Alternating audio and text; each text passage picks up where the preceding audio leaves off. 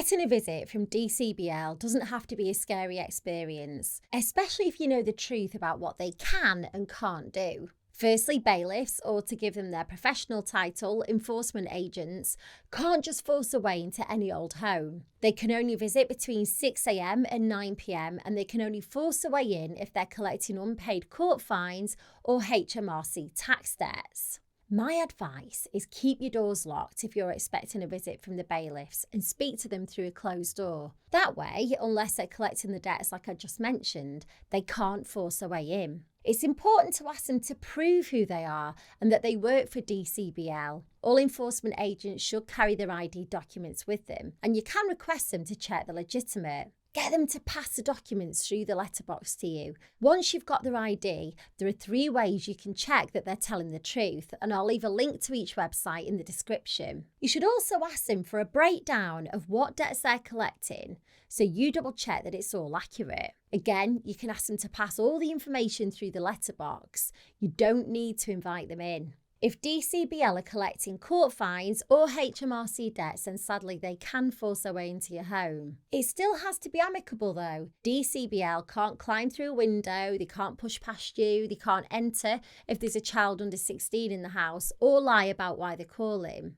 The simplest way to keep them at bay is by agreeing to start paying the debt back. There are lots of options available to you if you're struggling financially. These solutions aren't all suitable for everyone, but there might be 1 or 2 that work for you, so I'll run through them quickly for you. First up, debt management plans. They're an informal agreement that you make with the creditors to pay your debts at a lower and more affordable rate. Normally that means paying less each month, but over a longer time frame. The catch is that you can't include all your debts in a debt management plan. So things like credit card debt, personal loans and overdraft, they can all go in, but court fines and mortgage arrears sadly can't be part of it. Next, there's debt relief orders. They freeze your debt payments for a full year. And then if your situation hasn't changed after 12 months, the debt's written off. So you make no payments towards the debt in 12 months and interest isn't added. Pretty good, right? Sadly, debt relief orders have a strict eligibility criteria. So, for example, you can't own anything of significant value like a house, and you can't have more than £2,000 in savings. Another option is offering a final settlement. So if you happen to have access to a large lump sum, you can offer that to DCBL or the creditors they work for. It might not be the full amount you owe, but sometimes they'll be willing to write off the remaining debt because you'll be saving them the time from chasing you down for payments each month. Unfortunately, getting your final settlement offer agreed might not be that simple, and DCBL or your creditor could simply refuse.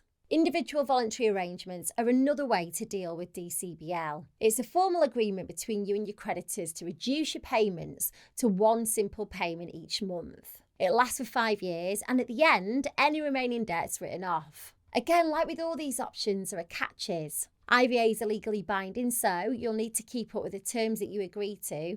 Otherwise, you could be back to square one with DCBL. But all the time it's in place, you shouldn't hear from DCBL. Bankruptcy is probably the most famous option. You may already know, but with bankruptcy, all your assets are reviewed and some may be sold off to pay back your debt. After a year, any remaining debt will be written off. Like with an IVA during your year of bankruptcy, you shouldn't hear from DCBL. Of course, bankruptcies have some obvious downsides, mainly that some of your belongings may be sold to pay for your debt, and your credit score will become very low. Paying back your debts, whether in full or using a method that I mentioned earlier, will ensure that you keep DCBL at bay. Unfortunately, you can't just ignore them. They're likely to be persistent, which could make matters a lot worse. Luckily, it doesn't have to get that far if you act now. One simple step that you could take today is to find out if any of the debt solutions that I mentioned could work for you. In the description of this video, I've linked to a form on my new website. It's got a few multiple choice questions like how much debt do you owe and how many people do you owe. At the end of the form, it'll connect you to a company that I've partnered with to provide you with all the information that you need about debt solutions that are available to you. So click the link in the description, check it out, and let me know how you get on.